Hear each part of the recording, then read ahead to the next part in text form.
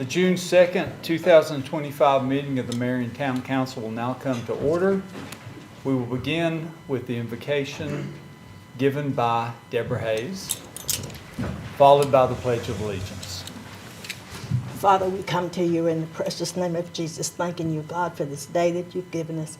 And God, we're asking you, Lord, that you would look on this meeting. God, we pray, Lord, that everything that would be decent and in order. And God, we pray for clarity, oh God, of what the people want, God, so that we can do what you would have us to do. And we give you glory and honor for all that you do. In the name of Jesus, we pray. Amen. Amen. I pledge allegiance to the flag of the United States of America and to the republic for which it stands, one nation, under God, indivisible, with liberty and justice for all.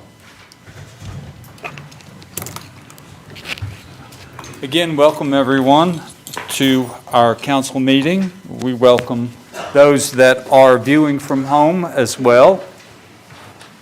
We'll start with the roll call. We seem to have one person out, Councilman May. The rest are present. We'll let the record reflect that. Need a motion for approval of the minutes of May 19th. So moved. Make a motion to approve the minutes. Second. Motion second. Any adjustments that need to be made there? None noted. All in favor? That takes care of the minutes. We need to approve the agenda. Are there any changes to be made to the agenda? Yes. I'd like to remove, under closed session, 87 legal. I'd like to remove that. 87. Do we need to move that? Yeah, Do we need a motion for that? Yes, we do. And I'll make that motion that we approve the agenda with that one change. I have a point of contention. Yes, sir. Under the, okay, well, no, it's changed. I'll take it back. I rescind that. Motion and second. All in favor of the agenda as amended? Motion passes. We have a public hearing scheduled tonight for the proposed 25-26 budget. And I will turn that over to, who do I turn that over to? Okay. Dr. Gates, the floor is yours. Yeah, I'm happy to the proposal has been advertised as required. The council has had ample opportunity to look over any of the items in the budget. As the staff has worked very hard on it, we're always amenable to anything that comes up, requests in the last minute. On May the 30th, Monday, May the 30th, we vote on the budget. We don't do anything now. If anyone is here to speak about the budget, please just come to the podium, state your name, address, and express your concerns to us. Thank you, Matt. June 30th. I'm sorry, June 30th. Right, June 30th. Okay. Yeah, I would like to Section 15, Article 1, Section 15 of the Bill of Rights of the State of Virginia. I'm sorry, Section 14.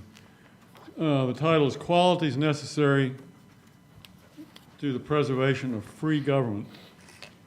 No free government, nor the blessings of liberty, can be preserved to any people but by firm adherence to justice, moderation, temperance, frugality, and virtue, by frequent recurrence to fundamental principles, and by the recognition by all citizens that they have duties as well as rights.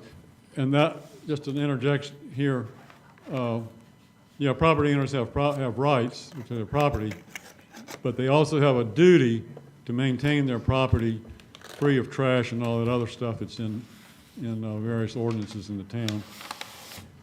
And that such rights cannot be enjoyed save in a society where law is respected and due process is reserved.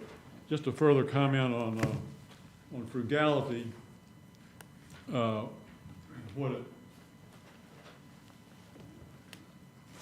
a lot of synonyms for frugality. I don't know if everybody, actually knows what it means. It's, one definition is careful and prudent in the management of money, which expends nothing unnecessarily and applies what is used to a profitable purpose. Good government is found in restraint, responsibility, and respect for those paying the bills, the taxpayers. Thank you. Thank you. Thank you for your comments. You're welcome. Is there anyone else in the public hearing concerning any items of the budget? If not, I'll close the public hearing. Council, you've taken these into consideration, and we will act on it at the Monday, June 30th, Okay. on approving the budget. I don't have any, Actually adopt it at the next meeting if you so chose. pardon? You can actually adopt it at the next meeting if you so chose. The June 16th, either way. You know, it's normally been the last Last day of June, yeah, day of June. at Uh, 5 o'clock or 5:30. What's the wishes of council on that? Either one is fine with me. I would just like to make a comment and thank the staff for working so well with the budget committee and all the work that you've done to help. Thank you. So would that be a special called meeting? It is a It special. always is. It is. I'll just interject my opinion. I like to stay with precedent. We've always done it on June 30th. I see no Yes, reason. as I stated before, we'll have a special call meeting Monday, June the 30th generally it's at 5 o'clock. 5 o'clock. And that's the one item on the agenda. It'll be published that that's what we're dealing with. That in the accounts, to set Yeah. the last bills payable for the year. Because fiscal, And adopting yeah, the new Virginia codes, or the additions to the Virginia codes. because fiscal year starts out July 1. We've just always done it that way. Well, it is permissible under 15.2-2506 that we can vote in the budget.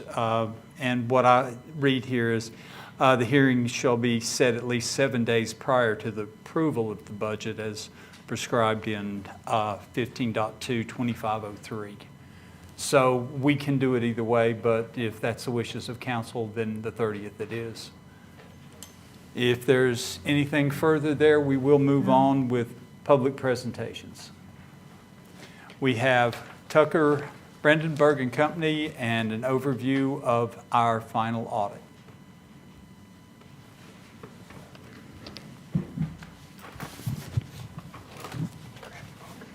Good evening. Yeah. Can you hear me? Yeah. I'm Bob Brandenburg from Tucker, Brandenburg and Company. First, I'd like to thank you for selecting our firm for performing your Do you audit. have any more? I have one more, but if anybody has any questions in Okay, just- detail, I'll need it back. Just keep it. Oh, We'll look together. I'll send out electronic copies tomorrow. No, I was just in looking. So I'd like to thank you for selecting us for performing the audit. The audit process itself was fairly smooth.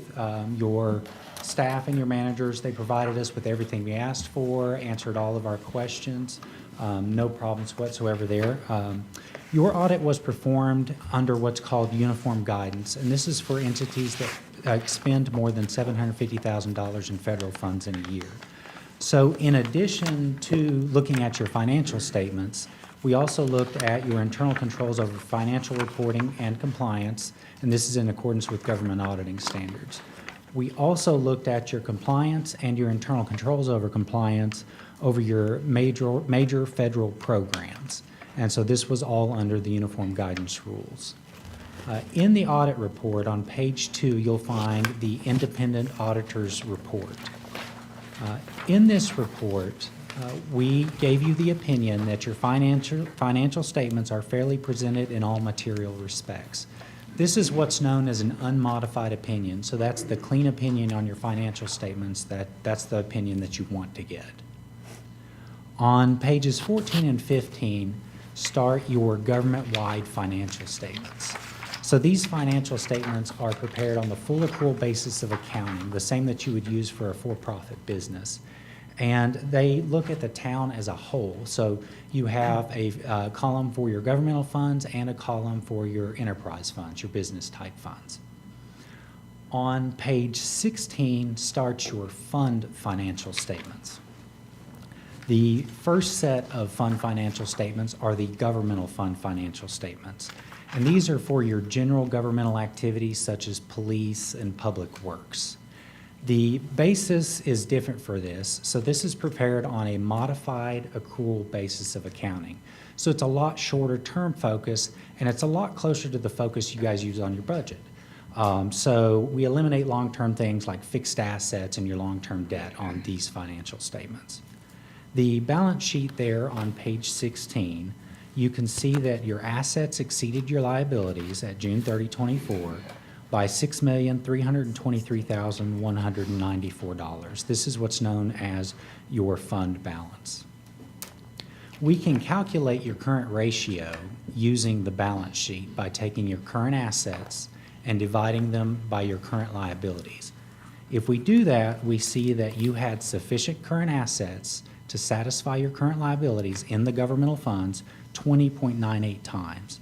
You can compare that to last year. It was 10.08 times last year.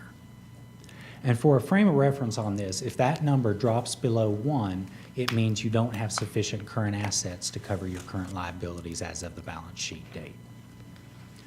On page 17, there is a reconciliation of that balance sheet to the governmental column on the government-wide financial statements. So if you're looking at those financial statements in the front and you want to see how they compare to these fund financial statements, that will walk you through what the differences are between modified accrual and accounting.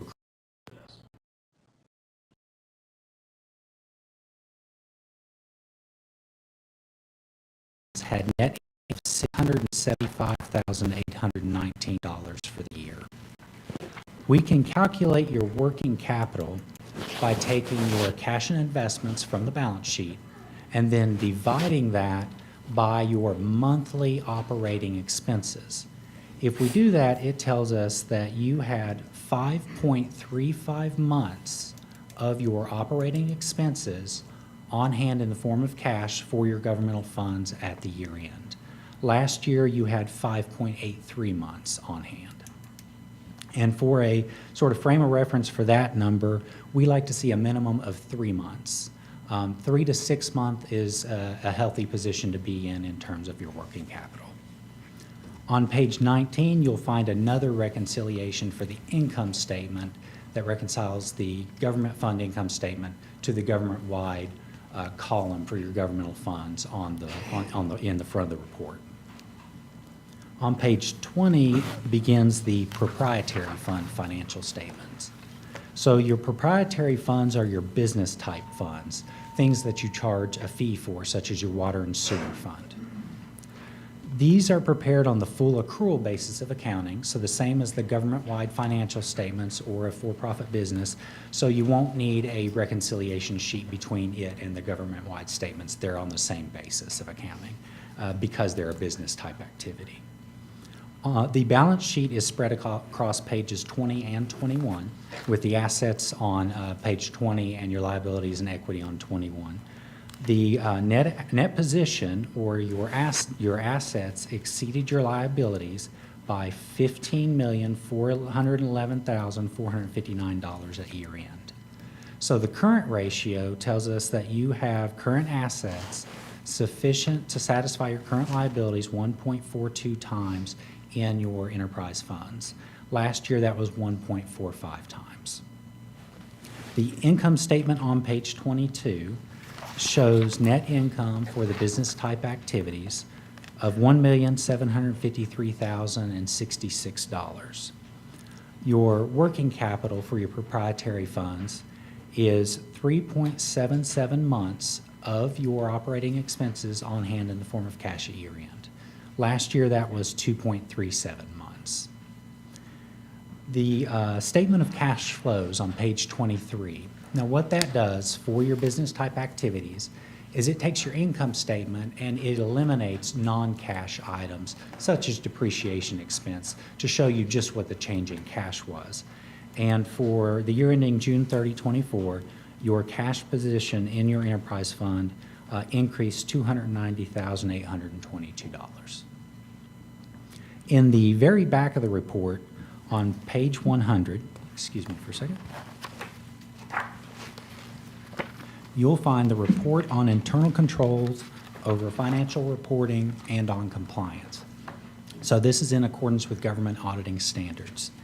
In that report, we make the statement that we found no material weaknesses during our audit. And that's sort of the opinion that you want to get in that report.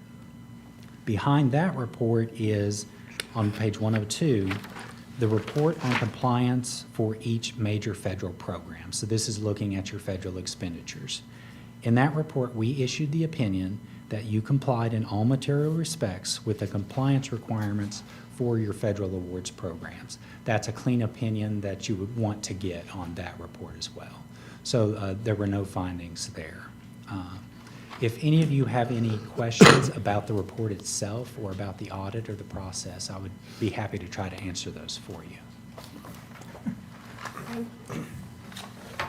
Thank you. Council, any questions? I don't have anything. So overall, clean bill of health. Yes, yes. Okay.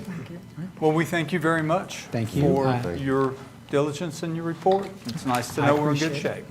shape. Your staff has my contact information, and Mr. Tucker as well. So you can email, call us. We're located, just up in Lebanon. So if you have any questions you think of later in the week or something like that, feel free to get our information. They can give it to you, and we can go from there trying to answer your questions. Thank you. Thank you. Thank you, sir.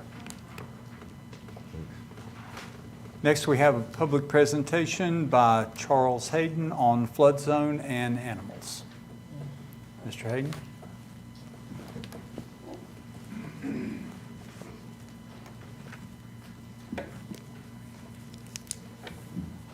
My name's Charles Hayden, 726 South Church Street, and I really do not want to take up a whole lot of time because I know this is going to be a long meeting.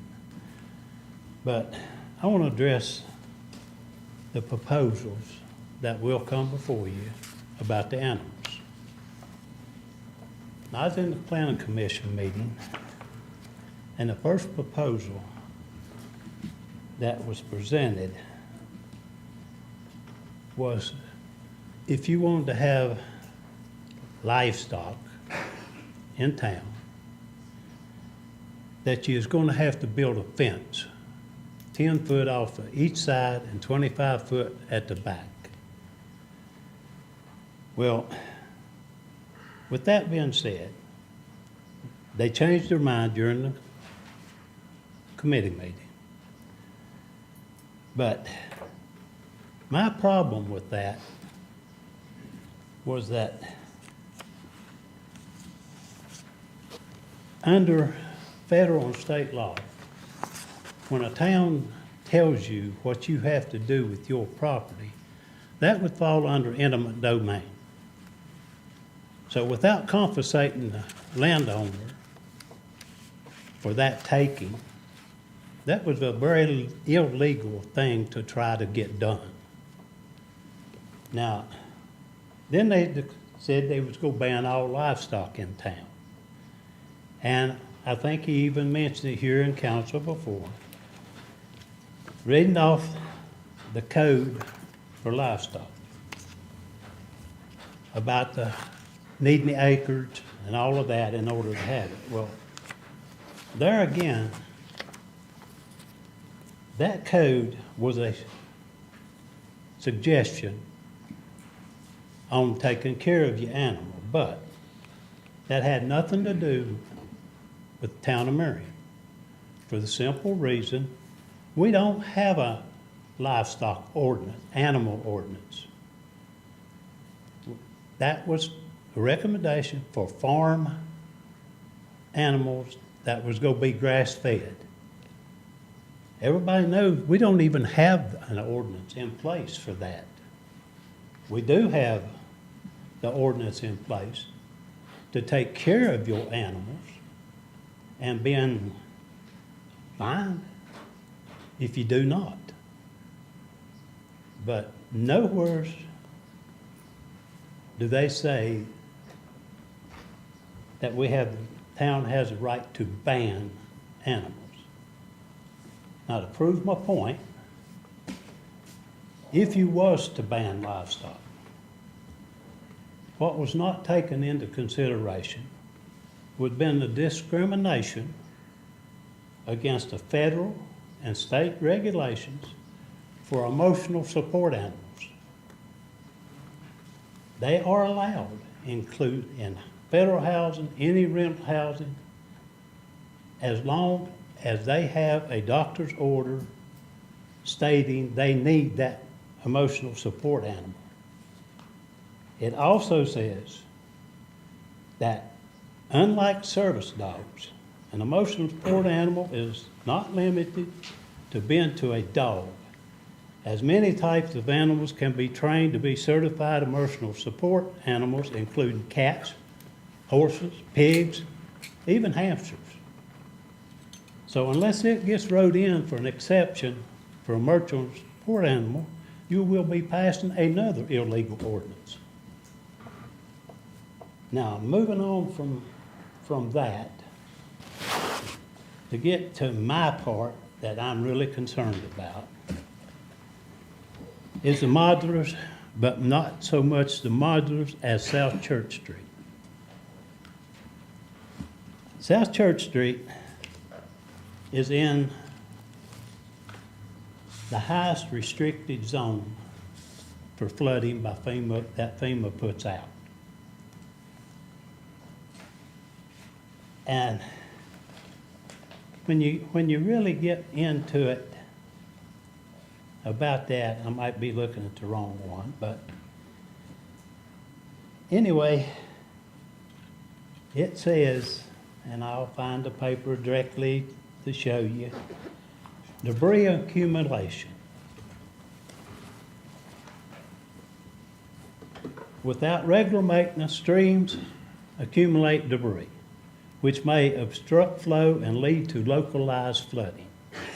I'll give you some pictures shortly to show you the proof of it. Erosion, unmanned streams can erode banks, alter streams' course, and potentially increase flooding risk in adjacent areas. Well, that stream has never been cleaned out in the 28 years that I've lived on that property, on that street. Now you've added 3 modulars that were a bigger house than the ones that was there. Now, the way I understand it, if you add to the flood zone to something bigger than what was originally there, you're supposed to have a permit from FEMA before you start it. Now, all 3 of these, which I was given, has the elevation certificate. Now, it clearly says in a flood zone, it's supposed to have openings on both sides to allow the free flow of floodwaters underneath the structure, if you have a solid foundation, which that has. Now, in this elevation certificate, if you look at it, it says, is there at least one permanent flood opening on 2 different sides of each enclosed area? It is marked yes. The pictures will show you they are not there. You cannot use the access door as one of the openings. You can't use the vents because they're too high.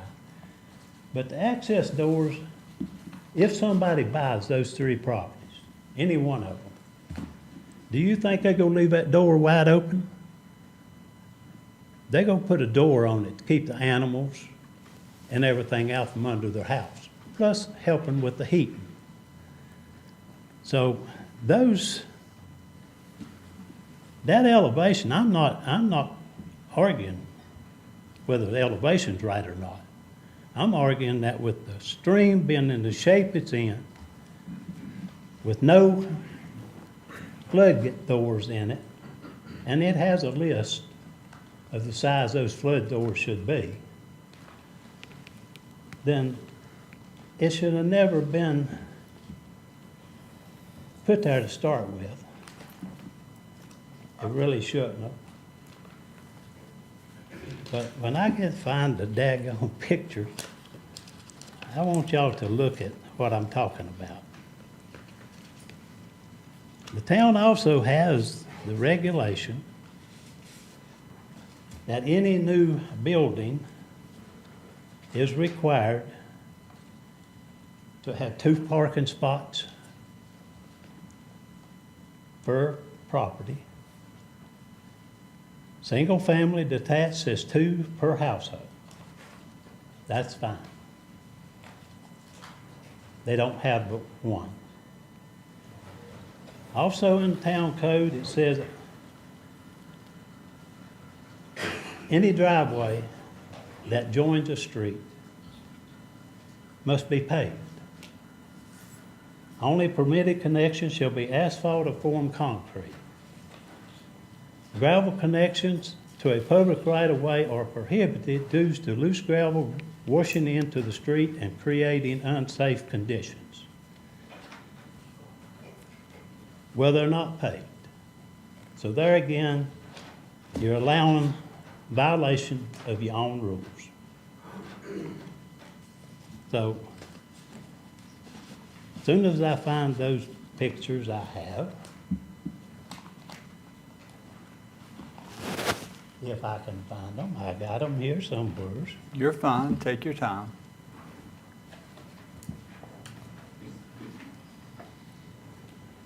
But now, even with all of that being said,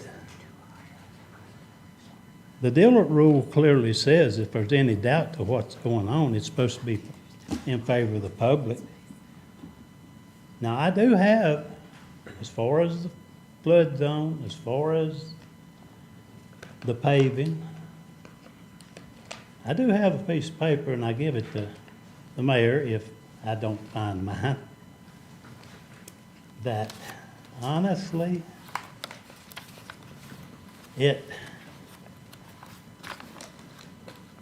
this needs to be corrected, but the town actually is not responsible. For the simple reason, this paper that is wrote up at Mr. Moss said that the modulars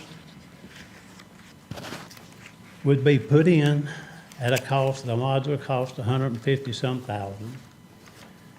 Final cost would be $230,000, but the company, which meaning Cater Homes, would provide those houses move-in ready with appliances. If you pass that down. Now, Mr. Hayden? yeah, I have the copy that you gave me. If you don't mind, I'll just pass it among council. that'd be fine, yeah.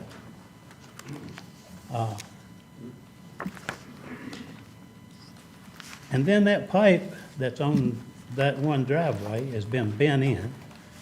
There again, it would need to be replaced before you'd be paved. But I really don't think the town would have to pay for that either, since I personally seen when they were installing the modulars, the big power truck setting long ways of that pipe as they were setting the poles. So it's pretty obvious that's how that pipe got bent up. Well, that still would be part of Cater Homes' responsibility because it was not move-in ready. It was an accident that happened during their setting of it. Now, you want these, Kevin? Take it out. Give it. I've got a bunch of pictures to show you to prove my point that that stream definitely will cause the flood levels to rise because they're so full of sediment, trash. In fact, even in one spot, the town's water meter is in the creek, the box. So the flood level that is stated in this, with all of these circumstances, in a real bad flood, I'd say it would get above that 1 foot above flood level. So I think it needs to take serious consideration of getting that stream straightened out.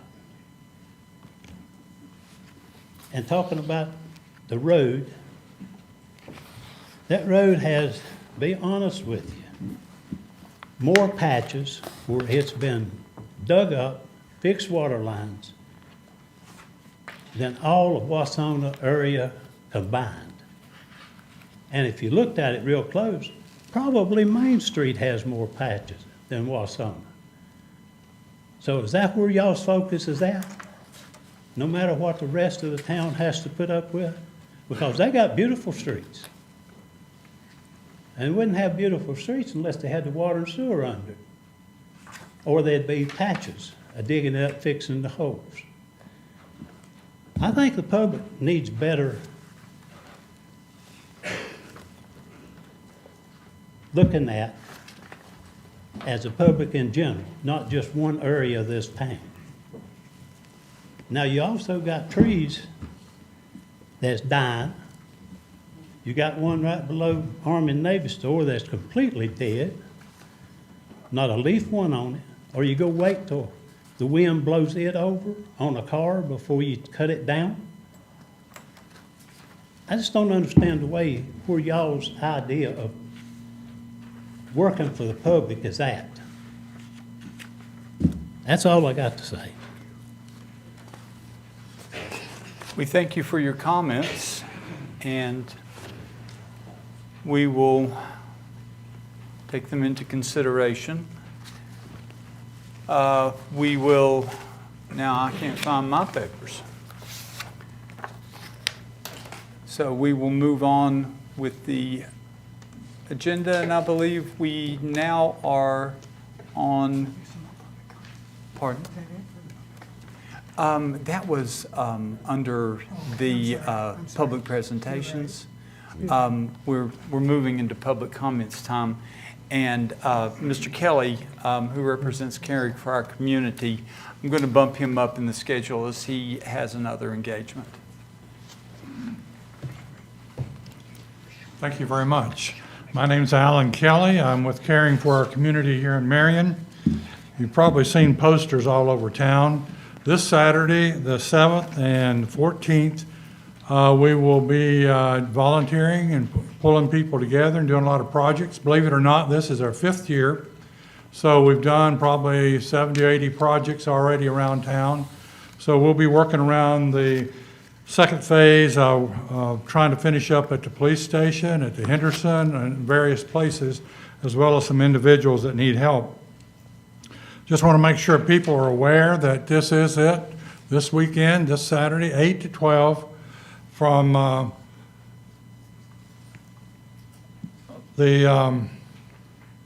just lost my train of thought there for a second, but 8 to 12, we will feed people lunch that work, as well as the police, EMS, fire department, and any from the sheriff's department that want to come up.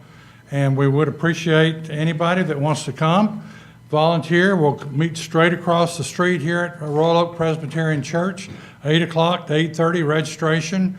If you see one of the brochures, there's a QR code. If you want to click on that, you can register, or just come over and register the morning of.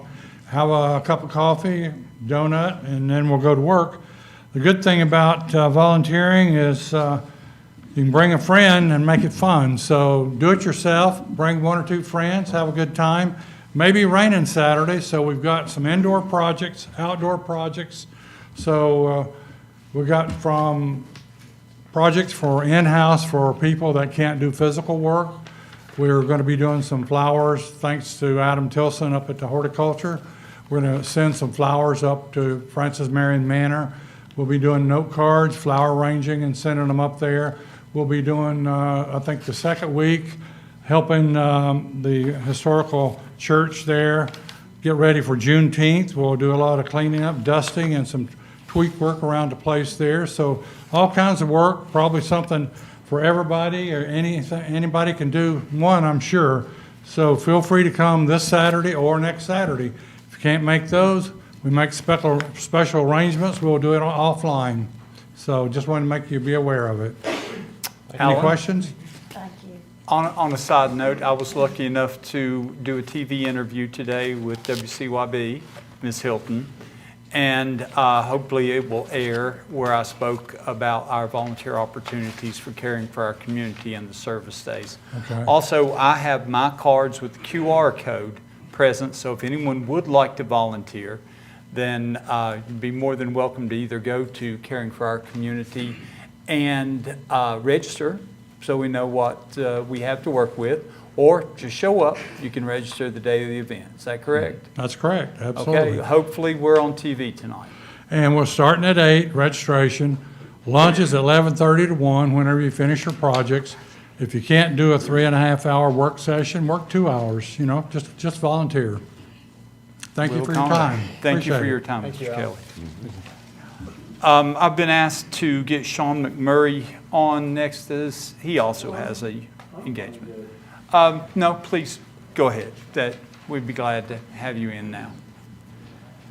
Mr. Mayor and distinguished members of the Town Council. I'm Sean McMurray. I'm the Executive Director of the Wellspring Foundation of Southwest Virginia, and I've had the opportunity to meet several of you, but not all. Just wanted to introduce myself and let you know that our service area includes Marion and Smith County. And so we're often up here and just try to get engaged with the community. And over time, we look forward to working with you and happy to answer any questions that you have. Anybody? Council? We're working with Sean now on the recreation park, and we hope we'll make it work out, yeah. Sounds good. Thank you. Sean, thank you very much for coming Thank you and for coming. talking with us today, and Okay. we look forward to anything that we can do together. Sounds good. Thank you. Thank you, sir. Now we'll go back to the established order, and we have Joe Summit. Yes, sir. Please approach the podium, state your name and address, and Can you hear me okay? yes, sir. Well, if I start to fade out, let me know, all right? Let me introduce myself. I'm Joe Summit, Chairman of the Marion Senior Citizens Group. We meet each Tuesday morning at the Senior Citizens Center. My goal today is to inform the Town Council, Town Manager, and the public of what you're getting for the $1,000 on the budget towards the senior citizens, 34 members. And I title this Bang for Your Bucks, so I hope you'll understand what you're going to get in exchange for that donation. As chairman of the group, I'm honored to conduct the meeting. We follow Robert's Rules of Order, valuing everyone's right to voice their opinion. This is one of our ways of supporting democracy. The first item on our agenda is we recite the Pledge of Allegiance. We do this in honor of God, our flag, and our country. Next on the agenda is the presentation of a devotional. This contributes to our spiritual growth. We follow the devotional with solicitations for prayer requests. After all requests have been made, a member is selected to pray for the request. We do this out of love for our fellow members. Next, the meeting is turned over to the outside volunteers who are scheduled for that particular week. The Virginia Cooperative Extension volunteers present on Eat More, Eat Smart, Move More. Last month, the library volunteer presented on internet and phone security. These are things that some of us didn't have a clue about. Mount Rogers Mental Health Leads sends us ladies to help us with our prevention and wellness needs. That's their themes of their presentations. We even had a lady who showed up and had the whole group on their feet doing various aerobic exercises. Now, mind you, our oldest is 93 years old, and she had a time of her life, as so all the rest of us did. It was a lively time. Following our volunteers' presentations, we received the Secretary and Treasurer's report. Next, the Chair makes his announcements and opens the meeting up for new business. New business is followed by playing bingo, and then we eat our meal. This concludes a typical agenda. I wanted you to know that we did more than just meet for a meal. I'd like to take this opportunity to thank the Town Council, the Town Manager, and Marion's Police Force for supporting us. We humbly offer thanks to everyone for their financial support. We recognize the effort the police make when they move their police cars to the lower parking lot on the days we meet. Some of us can't make that trek up between the two parking lots, and they clear out the upper parking lot for us. Since the police station is also a voting precinct, on Election Day we forfeit the use of the police station's conference room. The police have graciously allowed us to reschedule our meeting on the following Thursday after an election. So we continue to meet weekly, even though the election's on our Tuesdays. And in conclusion, most of all, we thank God for lifting us up out of the mire, cleansing us with the blood of his Son, setting us upon the foundation of his word, and inviting us to follow Jesus. Thank you very much. Any questions? Joe, thank you for coming to council and telling us all of the things that you're doing, and hopefully we'll all get there someday. You're most welcome. Thank you. Next, we have Scott Trent. Welcome, Mr. Trent. Please. Thank you. I'm Scott Trent. I live at 512 Catherine Street, which is up on Fairground Hill. I'm here on behalf of a neighbor. I'm asking for some financial relief for her. For some unknown reason, the town allowed her water bill to run to approximately 8 or 9 months before they decided to turn it off. This happened, I guess, late in May, and so I found out about it. It ended up being $950.35. This is a young lady who has one son. He's 10 years old. She has cancer. She has been told within the last couple of weeks that it is terminal. It has moved to her liver and her kidneys. I had not gotten nosy enough to ask exactly what type of cancer she has or if the doctors have given her a deadline, but she did say she has stopped all treatments since it has moved to her liver and kidney. Of the $950, I collected about half, pretty close to half, from local folks and places around town. When I came to pay it, the water department told me, because she thought it was $400 and some dollars. Maybe she was mistaken. Maybe she didn't want to tell me the exact $950. So I collected on the basis of what she told me. The water department said I could pay all of that. That would leave approximately $429.35 on her water bill. She did sign the water department's contract to say that starting in July, she would responsibly pay the water bill, which approximately has been $58 for, I guess, most of the months that she's been in the house. Plus, she would have to pay an extra $50 then each month. So she would be responsible for $108 each month. She is unemployed. She worked at Mikado's down here, McAdoo's, for 15 years. She has no insurance. She has no income. Social Security has turned her down twice for SSI or disability insurance or medical fees, whatever you call that stuff. So she's in a pretty bad shape. She told me that she was about out of her savings.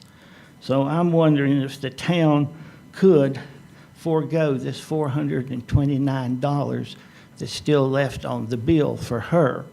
And we would go ahead and maybe I could each month help her a little bit with the other excuse me, I'm talking. This woman shouldn't have to pay for that water. Go sit down, please. Sorry, it's Mr. Trent's So time. anyway, I would just are put you that on in the- front of you to see if the water department or you as the council could give Caitlin some help. She's been in the house for 15 years.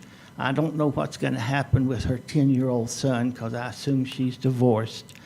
And I've not gotten all that personally nosy since I've known her for about the last year and a half, but I didn't know until a few weeks ago that she had terminal cancer. And she had this huge bill. So if you could help, I would appreciate it. Thank you for your comments, Mr. Trent. We'll take that under consideration. Refer that to the water committee, We can refer it to the water committee, or it might be something that, water finance. water or finance. Yeah. Okay, we're going to I'd go like to ahead and refer refer that that to the committee. water and And I'd just like some more information on how it, I just need to know from the water, from my standpoint, how it got that big and, what the communication with her and stuff was, and I need to talk to staff about that. So that's all I'm asking, I think the money should be Ma'am, returned I'm back to sorry. her. Are you on the No, but list? I can write my name down. No, You're ma'am. literally gonna take $400 from a man that asked for donations for a woman that's getting ready to die. Dear, I understand. No, you and- don't. Yes, we do. Y'all And- literally sit there and let that lady's water run, and I get turned off over a penny if I don't pay. I know exactly who that woman is, and y'all gonna take that lady's money that he donated on a water bill that should have never even got that high, and she's dying over there with her 10-year-old kid, and y'all gonna sit here and excuse the rest if possible. You should just give her that money back. I understand. Please, you're out of order. I don't And care. we That's are taking this disrespectful. into consideration. We follow a process here, and you're out of order. I'm going to ask you to sit She down, don't need to pay please. none of that. And that money needs to be returned to him to gift her that money. Again, you're out of order. Please care. do have a seat. Okay, Dr. Gates, Yeah. we're going to We'll be refer on- that to we'll be committee. on- We'll need a motion. Well, I'll I'm make- just gonna ask, do we normally go that long? From my understanding, we didn't have any turnoffs during COVID, and that's kind of bled over for a long time. We're, from what he's saying, that is standard, that we offer people assistance by paying on the, pretty much like paying on the principal as they keep their current thing up. Yeah. There is some that are very high. We're gradually getting a grip on it, and, we're not gonna allow, months and months without some intervention.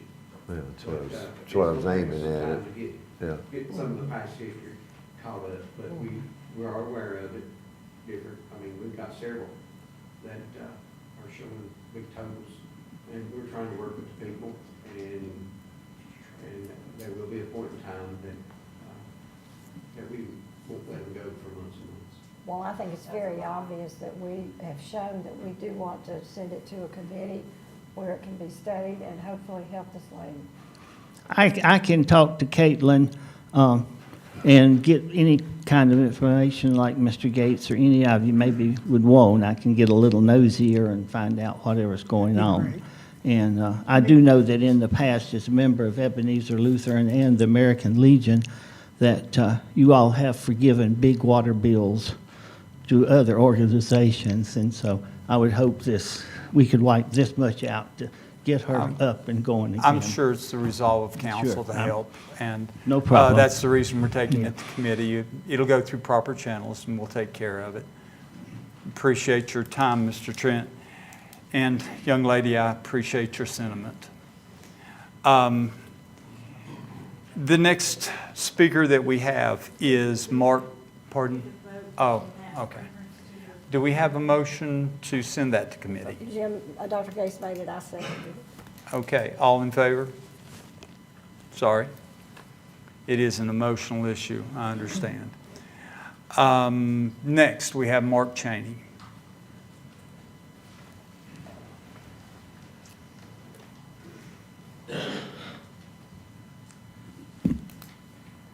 Mayor, honorable members of the Town Council, my name is Mark Cheney. I'm the commander of the American Legion Marion, and as of July 1st, I'll be the district commander for western part of Virginia. I just have 3 items I want to mention to you. First, several months ago, 2 months ago, you approved the resolution for Poppy's Day, for American Legion Poppy's Day, and I want to tell you, thank you so much for that. We set up at 3 different stores on the Friday, May 23rd, before Memorial Day. We raised $803 that will go back to helping the veterans of Smith County as well as other parts of Virginia. But again, I thank you because it was that resolution which gave us the kickstart of making this come to life. And again, $800 and some that's going to help veterans kids that are in the hospital, whatever they may need in an emergency situation. That money's available now to them. So thank you. The other thing that I have is Saturday, June 7th, from 8 until 11, we have a breakfast, community breakfast fundraiser. And again, we just cook a lot of good food. We don't charge anyone. We've had people come in that can, and we've got a beautiful community that's always supportive, but we have some that are suffering right now, especially with the economic situation that it is. And so, but it's open to the community. We feed the first responders if they want to come through as well. So that'll be Saturday, June the 7th, 8 until 11 at American Legion on Laurel Springs Road. Last thing that I have for you is we also set out a box, and it's called the Retirement of Unserviceable Flags. And so U.S. flags should never be discarded in garbage cans or recycling. Those that need to be retired should be destroyed in an honorable way. And the retirement box offers an easy method to ensure that that occurs. So we have a box that is sitting outside under a canopy that anyone in our community that has an unserviceable flag, and it can be a Virginia flag, whatever flag that they want to put in there, we will have a ceremony later on this year where we retire and destroy the unserviceable flags in the proper way. So that's, again, a plus for the community to have that box. And that's all that I have. Thank you. Thank you. Thank you very much. And moving along, we have Gail Atkins. Gail, would you please approach the podium? Gail Atkins, 531 Catchner Street. This goes back to when Helene hit over my son's truck. I'd like to know some things going on because the tree was rotten.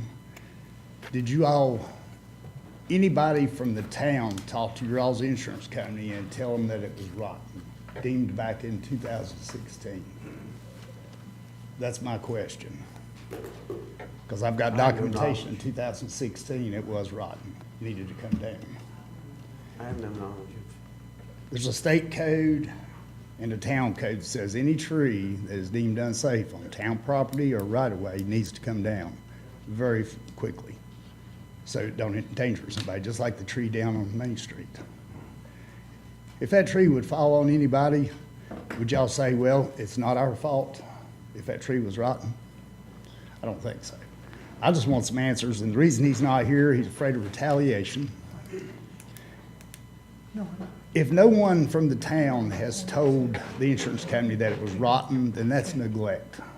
That's neglect on the town, given the whole story. There was a $10,000 amount paid to his insurance company from the town's insurance, which they stated that it was not their fault. There was no liability involved. Well, when you pay somebody something, it seems like, that's kind of admitting fault. Virginia Farm Bureau was his insurance. And right here it says, looks like Town of Marion was not at fault, is what the town's insurance told his insurance company.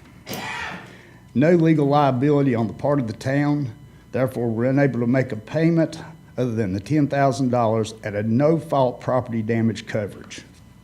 That's what they stated. So I'm wondering, they said that the tree, basically they didn't say anything about the tree being rotten. Because if it's rotten, it should be on the liability of you all. It made his insurance go up because there is a claim on his insurance. The money that he was asking was what the insurance company had totaled it for originally, was $28,000.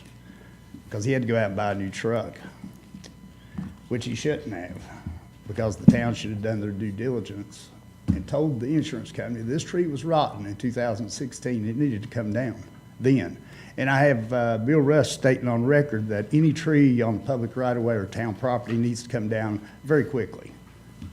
And it's never been done. There's trees on Main Street, like Charles said, that are dangerous. Are you gonna wait till they fall? That's my question. But I would like an answer if the insurance company knew that it was rotten. Can anybody answer? I'm not sure that we can address that question currently, but we can evaluate that and get back to you on that. Okay. I'd just like, something that states if it was rotten or not. But Gail, is your name listed as an owner on this vehicle? No.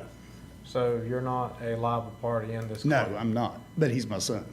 So And is- like I said, the reason that he doesn't want to come to council is afraid of retaliation, losing his job because he works for the town. So he asked you to speak for him on his Yes. behalf? And he is wanting the $28,000? What the insurance company totaled it for was $28,000. Okay. And that was on town property. If it was a good tree, it wouldn't be a problem. But the tree was already told that it was unsafe in 2016. It should have came down then to prevent, what if it fell on somebody or somebody had been in that truck? Because the whole top was smashed down to the top of the seats. And all he's wanting basically is what the insurance company paid so he can apply it to his new truck, bring his payments down. He went from a $400 truck payment to a $1,200 truck payment to get a feasible truck like he had before. What truck did he have prior? It was a 2015 Dodge 2500. He'd just put about $8,000 in it about a week before it was demolished. And what does he have now? He's got a 2024 3500. So he went from a 2500 to a 3500. Right. So he did not buy the exact same truck. You couldn't, it don't matter because he please. had to have something to. Order. He had to have something that was comparable to what he had before. Okay. He looked at 2015s, well, they were wanting $60,000 for a lot of those. He paid right at $60,000 for this new truck, which he wouldn't have had to bought one at all if the tree would have been, gone in 2016. Mr. Fennick, do you have anything you can add? Yeah, I was getting ready to. Do what, Mark? No. Thank you. So, That's all. Thank you. I'm wondering if is there a committee that, I don't know. that I don't might think we can study comment, period, on it. I think that we need to move on Yeah. to the next speaker, which is Elizabeth LeSueur. Did I get that right? Close enough. Okay. Do I have to talk on is on this paper right here? No, ma'am, you're open for 5 minutes of anything you want to address.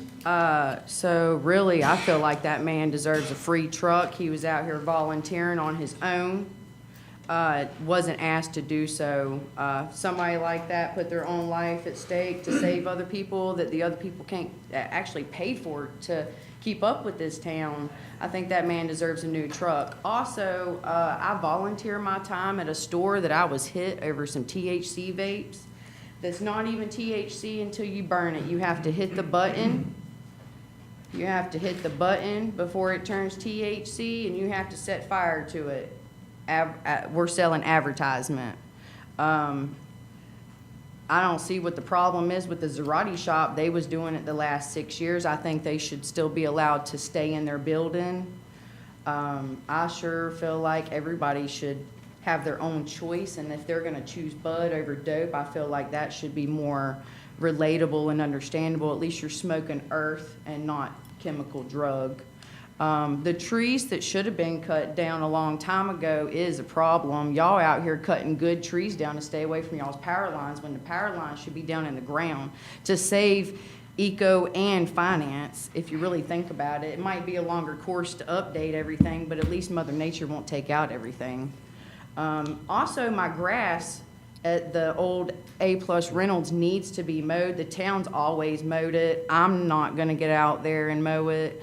I can't keep up with the grass and babysit that store. So if I can just have the town start mowing my grass again, you know, since Todd come in there and told me I couldn't sell my THC vapes, and then all of a sudden they just quit mowing my grass. So I don't know who's in cahoots with anybody, but they've been mowing that grass this whole time, and I expect it to be done.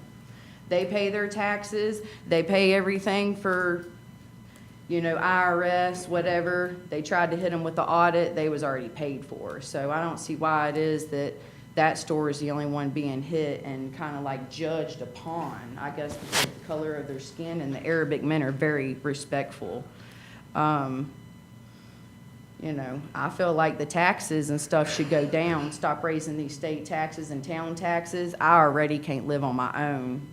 The Job Corps that I heard that 200 girls are getting ready to be sent home is a little upset and hurt because half of them girls don't have a place to go home to. So if this school shuts down, you're literally putting 200 girls homeless. I went to school there. That school does good for people. And it's a really good education for a college degree for a little bit of money that everybody puts in.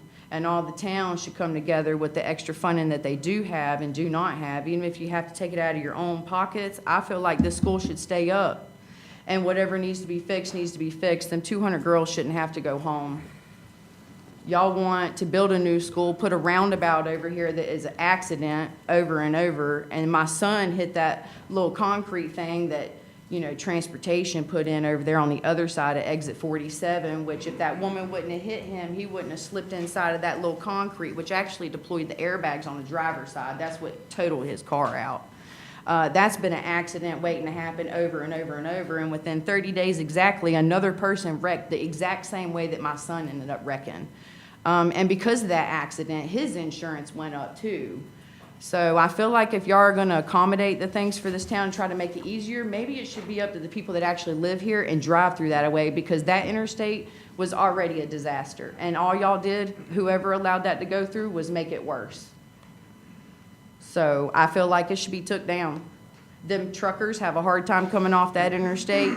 They sit there for 10 minutes. If us cars don't have the responsibility to respect them, to give them the right of way, they're sitting all day long trying to get off that interstate just because of that concrete slab on the other side of 47.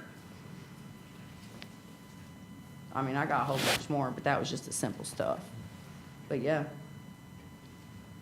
Well, your 5 minutes is almost up if you want to conclude. No, I'm good. What you I can have. go on for a day, 2 days probably. But those things that I did speak of, the Job Corps for sure don't need to be, them girls are gonna go home with nothing. So I expect it to stay open. And that concrete slab is just about taking lives on the other side of 47, so that needs to go. If I have to, I got them all, I'll start busting it up myself. I'll charge somebody for the amount that it costs me to get out there to pour the sweat. I'm not gonna put another kid in the ground. And when I did, it was no accident for this town. Because the week before it happened, I watched the waterman drain that fucking fire hydrant. That man's son deserves a new truck. Your town, for him. your time has expired, and I appreciate your sentiment. A couple of points I do want to address. For the record, the roundabouts in the county, that's a VDOT issue, that's a county issue. I don't care whose issue it is. Y'all are the one that bargained this town. I asked y'all to do the business between them and y'all, okay? It's literally gonna get people hurt during the winter time. And then the one at 47, there's been 3 accidents that I know of. Ma'am? Again, that's a VDOT. Yeah, we can't. Again, these are not issues that So we y'all can let address. VDOT come in and put this stuff on our grounds We don't with control no VDOT. say-so. We don't control, yes. Billy, would you like to address any of these things, or do you want to I'd like move to on? have the phone number where I can call VDOT then, since We- y'all know We- how to get in touch with them. You could also attend a Board of Supervisors meeting as well. Well, Yes. when's that? Thursday, tomorrow night, Thursday, 5, this Thursday,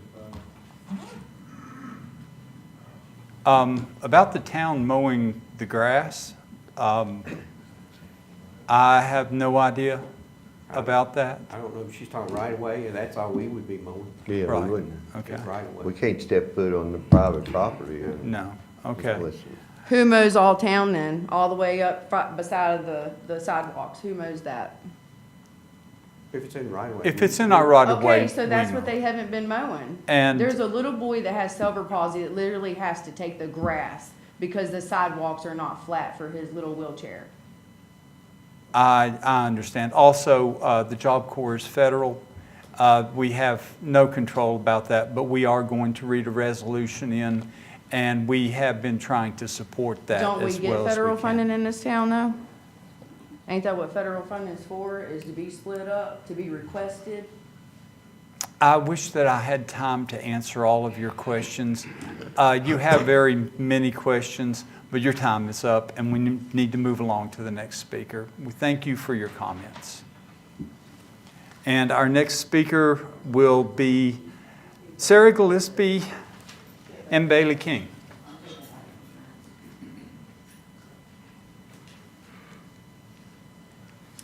Hello, thank you all for giving us some time to speak today. We just wanted to come and thank you for your continued support and partnership. Thank you for sharing Avery with us to serve on our board of directors, and for allowing us to partner in all the downtown shopping events and festivals and all that we get to be a part of here in Marion. I hope that each of you are signed up for our newsletter. That is one of our biggest successes, I think, to help keep connected within Smith County and to promote events. So if you're not signed up for that, we would love to sign you up so you can stay in the know of all things chamber. And also to make you all aware that our boardroom is available if you all or any businesses ever need to have meetings at a central location. We're available for that for you all. The visitor center is already really busy for this season, so that's great for us. VTC told us that we're probably the busiest tourism center in Southwest Virginia, so that allows us to really push those visiting folks out into our local businesses and attractions to get those temporary taxpayer dollars, as we call them. So thank you all for all your support and all you do to make that possible. We wanted to give you a Smith Strong Grants update. To date, within the town of Marion, 35 grants have been awarded, and then within the Marion footprint zip code, 15 additional grants have been awarded to support small businesses. As you all know, those were created during COVID to help support small businesses and help their doors stay open and help to make the changes they needed to stay open. We were able to pivot that same grant funding with the EDA and the county during the disasters that we've experienced through Helene and then in February. And through those, we assisted 13 businesses within the town of Marion and an additional 11 within the footprint were able to receive funding to stay open, and that's in partnership with the EDA and the county. Another role that we've taken on that we never knew that we would do since those disasters is disaster management and relief. It started as when the disasters first hit, we started running to areas that we knew people didn't have power, and we delivered water and food and cleaning supplies. And somehow that has morphed into now we're on the executive committee. We take in all the applications for homes that need to be repaired or were destroyed. We project manage those to the various organizations that can do that construction, and just kind of provide the support that those families need. And we're excited that we're doing one of our first welcome home baskets this week to someone who has been displaced for the 8 months, and now they're getting back into a home. And we have, I think I wrote, got a number. We've got over 30 projects in the works, and within that, I don't know exactly how many are in Marion, but it's a good number, and if you all have questions on that, we can get that to you as well. I know we have some that are just right here off of Main Street. And Miss Bailey's going to tell you about some other activities and events that are coming up. So as you all know, we like to stay busy. I think May wrapped up our marathon month. It was just one event right after the other. But in 2025, we've already held several events at the Chamber. So thanks to your partnership and us expanding in that space, we've held events such as an International Women's Day networking breakfast, free pictures with the Easter Bunny, and then we had some volunteers come help us on Earth Day, and we did a spring cleanup at the office. So that space we love, and we love hosting people there. So come and join us sometime. We'll give you a tour, have a cup of coffee with us. We have had so many events already happen this year, and the town of Marion has been involved in the majority of our events. So from the special election, the candidates forum that we had at the Lincoln Theater, to Egg My Yard, which is a little bit different with the town's involvement. That's a fundraiser for Imagination Library, and we literally take eggs that are stuffed with candy and toys and hide them in people's yards. And we had several folks from Marion participate in that, and we love doing that. We also hosted the spring cleanup here in the Riverbend Park. So volunteers from the Chamber, our volunteer base, and Rotary partnered with us, and I can't tell you how many bags of trash they removed from that park and from the river, and that was a huge feat, and we're super thankful for that. We hosted Student Government Day, where we had students from Smith County Public Schools come and shadow you lovely folks and kind of see how the town operates, and we appreciate your continued involvement and support with that. And something we're really proud of is the expansion of Older Americans Day. We just finished up that event, and the town of Marion has been a wonderful partner on that. You help us provide the food for that. That's a huge feat. We feed about 1,000 people every Older Americans Day, so we're grateful for your support in that. We have tons of events coming up. Wolfstock will be our next event, which is June 14th from 10 to 3 p.m. in the town park in Chilhowie. So bring your pups, support us and the Humane Society. They're a great partner in that event.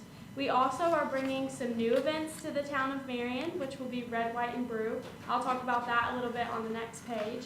And then we also will be hosting our Small Business Saturday celebration here in downtown, where we go and visit all of our chamber members and support them and give them a little bit of swag. And Witches Night Out, which has been a huge success in downtown. We've had lots of community members ask for that over and over again. So we're always looking to add more events. If you have any ideas for new events, please let us know. We like to make things happen. In 2025, we've brought 3 new events on. So the first one I'll talk about is Red, White, and Brew. It's similar to Witches Night Out. We'll have community members register through us. They'll get swag and cups, and they'll visit all of our downtown businesses who would like to participate, who are chamber members. That is a huge boost to our members, and it allows for our community members to have a lot of fun. So that will be on July 3rd, and it's a kickoff to all the things happening in Marion over the 4th of July. We'll also host Vintage in the Valley over the Apple Festival weekend. That is in Chilhowie, but we have people from all over and a lot of folks from Marion come down, and that is an antique and arts festival there on Main Street.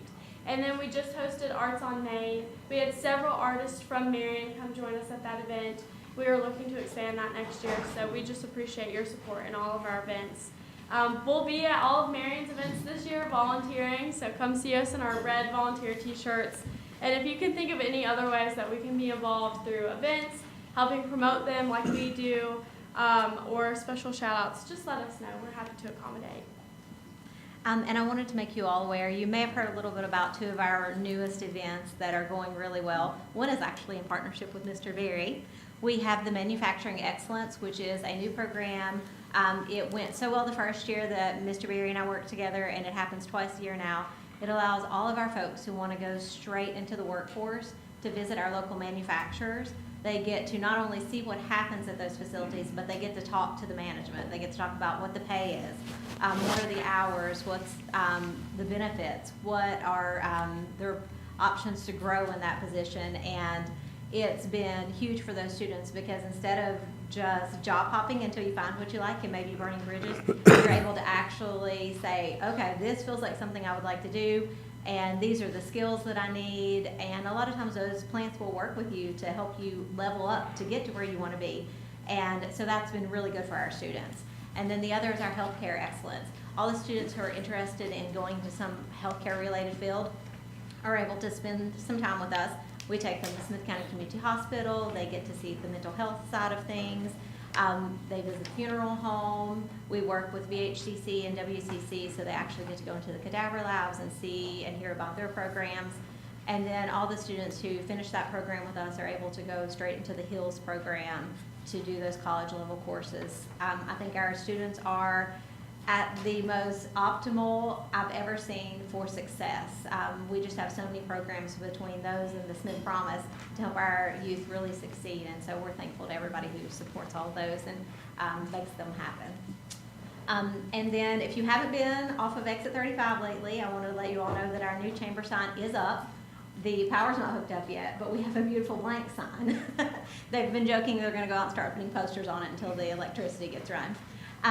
And last year, the budget request for that was overlooked, so that was resubmitted this year. I hope you all can consider that during your budget season. The cost for the sign was around $32,000, and we requested that each town help us with $3,500 to contribute towards that total cost. And then you will also notice that we did ask for an increase this year. As you all know, since we run the tourism center, we do have 3 employees now instead of the 2 the chamber has traditionally had. And as you also know, everything in life is more and more expensive. And so there is an increase on there that we've asked for, and we are happy to discuss any of that with you all if you'd like.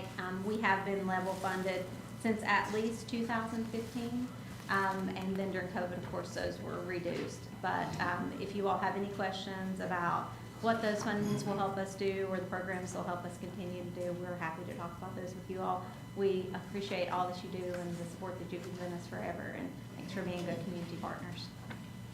We appreciate you all too. Thank you. Yes. Thank you, ladies. Do you have any questions for us? Council? Thank you very much. No, you do, Thank you you do for so everything you much. We really do appreciate it, and always glad to see you here in council as well. We have Charles Wassam. Charles Wassam, Wasona, Marion. It's really exciting to hear these ladies talk and to hear what Mr. Summit, the prayers that the senior citizens are involved in, and Mr. Trent, Neighbor Helping Neighbor. I was kind of hoping I'd see John Clare here one more time to thank him for all of his work from a citizen standpoint. And I always appreciated his humor, but I really appreciated the prayers that he gave and closed in the name of Jesus Christ. And I appreciate Ms. Hayes' prayer in the name of Jesus Christ.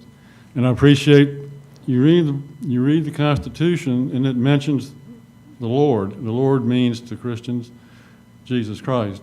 The Virginia Constitution talks about Christian principles. So I think there's kind of a resurgence of people bringing Christianity or Christian principles into their life. And what really brought it to my attention was a few months ago, you may have read, up in Northern Virginia, we lived there for quite a while, and it's so much more refreshing down here. But they had a school board superintendent that took the oath of office on 4 or 5 pornography books. This is the school board superintendent. And if you know our local school board superintendent, it's like 180 degrees opposite. So I really appreciated Dennis Carter and all the work he did. But there's a lot of nice stuff going on in Marion. And I go up Althea, up towards water treatment plant off and on, and I'd noticed there were several trees there that Hurricane Helene had uprooted. I thought they might have been on hospital property, or I wasn't quite sure what property they were on, but a week or so ago I stopped by and thanked Bobby and Kenny, who came out there and took care of those trees. It was very dangerous. These trees were just flopped over like that and could have gone down any time. So this is one of the more encouraging town council meetings that I've been to. The other one was when the African kids came up here and sang a bunch of songs. That was really cool. So thank you. Thank you, Doctor. Thank you, Charles. And we have now Roger Bowman. Oh, thank you. There's been talk about the land out here at the interstate, and I asked Dr. Gates if anybody had actually started talking about what ideas would go, and I just wanted to give y'all some pictures for consideration. Back to what Mr. Watson was saying, you know, we need to keep our heritage, keep Christ-centered, and I think, you know, those pictures right there, you know, we'll give them some kind of idea. I appreciate it. Thank you. Roger Bowman, 844 Edwin Drive. Thank you, Roger. Thank you, Roger. Okay, and we have no one else listed for public comment time, so we will close public comments and we'll move on to council reports, and we will start with Council Vice Mayor Gates. My only comment was, even though it was a possibly, I think the rain kept a number of people away from the Memorial Day Parade, but it was still well attended, and I think everything went smoothly, and I appreciate Commander Cheney's float and input into the parade, and I thank everybody for helping and whoever attended and watched. And all the, I guess, the town employees for putting up all those flags once again. How many more this year? 800 more? 800 more? I think they've got a lot, they got most of them down, if not all today, so. It looked like they did. We've had so much rain, they need to wait till they dry it out before we roll them up, put them up. Yeah. Had a good day for But I that thank the today. town staff for that. It is a And- chore. And the VFW, and the VFW, very much. And that's it. Okay, and next, Ms. Spencer. Yes, I'd like to reiterate Dr. Gates' comments. The parade was great. The flags are beautiful. Thank you for all that's helped participate into that. Also, you have applications in front of you for police chief. We're going to do interviews June 16th after council in closed session. Chief Claire's last day is June 6th. June 7th, we will need an interim police officer or police chief. So I am making a motion to Rusty Ham in that position. It's for emergency purposes only. Operations will continue the way they always do under Testament and Billings and the rest of their staff. So I'd like to second that motion. Okay, so we have a motion to make Rusty Ham the interim police chief until the position is filled. Motioned and second. Any discussion? I think he's a good choice since he's not running. It would be tough to appoint someone interim that was applying for the position, so. Yes, well familiar And he with has- the And he's well position. familiar with the department. So- Rusty, are you rusty? And I believe that Mr. Hammond is willing to fill that position as well. So, all in favor? And it is unanimous. Welcome, Chief. And that's all I have, Mayor. Thank you. Thank you. We'll just move along with the order. Well, the only thing I have to say is what Dr. Gates and Ms. Spencer has said about the flags particularly. I've been so many comments about what dedicated staff we have to make sure that those flags are honored every year, and I want to thank you too. That's all. Thank you, Councilmember Jennings. Now, it's Councilmember Atwell.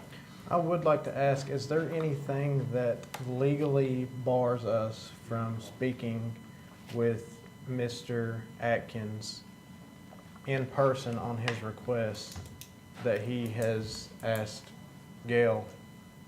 At this time, there would be, matter was turned over to of the town's insurance carrier. Okay, so we're hands-off at this point. Mhm. Okay. All right, and also, one thing that I would like to encourage is, I hear a lot of people claim that we're doing illegal things. So if anybody feels like that we're truly doing anything illegal, like what you said tonight, Charles, I would encourage you to open a actual lawsuit, because we're going on Mr. Finnick's legal opinion, and that's all we have to go off of, and if we're being misinformed, then we need to know that as well.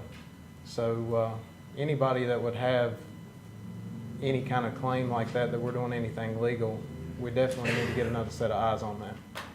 So, thank you. Thank you. Councilmember Carter. I just reiterate what Hunter said, that that's your final legal remedy when you disagreement over legalities. That's what the courts are for. Because we have certifications and everything. Try to do everything by the letter of the law.